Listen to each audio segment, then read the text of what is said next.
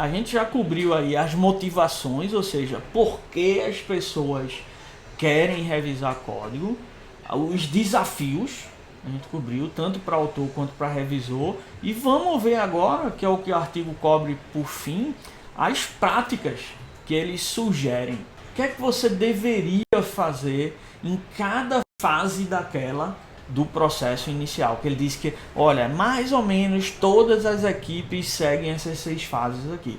Então o artigo traz de forma bem detalhada algumas práticas para cada uma das fases, isso é o que está no artigo. Vendo agora, a gente tem as 6 fases, tá?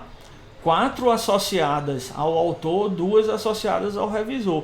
Então ele dá dicas do que fazer em cada uma dessas fases. Então, a primeira fase é preparar o código para revisão. Teste ou analise as mudanças antes de submeter. Você submeter para alguém revisar um código que você não testou bem localmente, que quebra um teste, só vai encher o saco do revisor de código.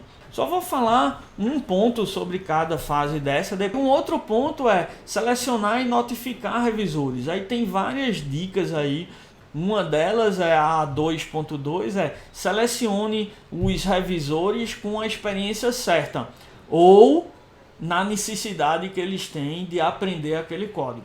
Aí agora para o revisor, ele aceitar e revisar o código. Então o R3.3 é o mais óbvio, dê o feedback tão rápido quanto possível.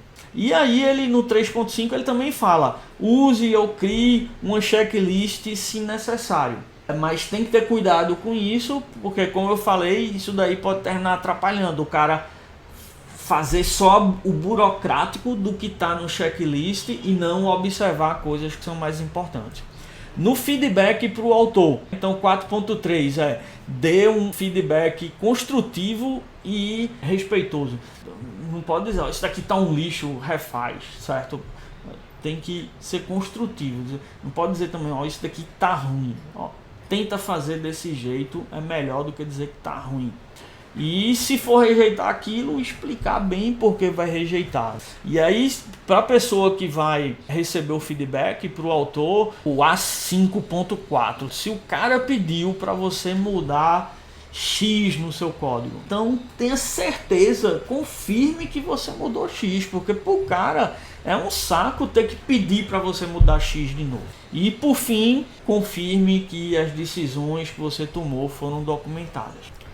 Beleza, então isso são os aspectos do autor e do revisor, mas tem alguns aspectos, algumas práticas que são da organização como um todo. Tem que disponibilizar as ferramentas, né? Então definir a ferramenta, porque fazer isso na mão não funciona. Garantir que o tempo que o revisor dedica à revisão, ele está planejado na sua semana.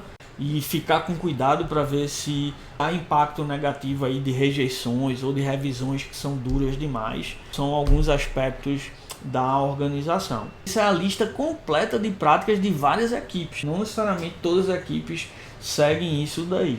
Então é importante considerar o contexto aí, os trade-offs, quando selecionando algumas dessas práticas. O que seria isso? Quanto mais prática você pega, tudo bem, talvez melhor em termos da eficiência do processo de revisão de código, mas tem um custo associado também. Então tem que ver, cada prática dessa tem um benefício, mas às vezes tem a desvantagem ou o custo associado. Então eles observaram também que algumas equipes não fazem revisões para mudanças muito pequenas que não afetam a lógica do código.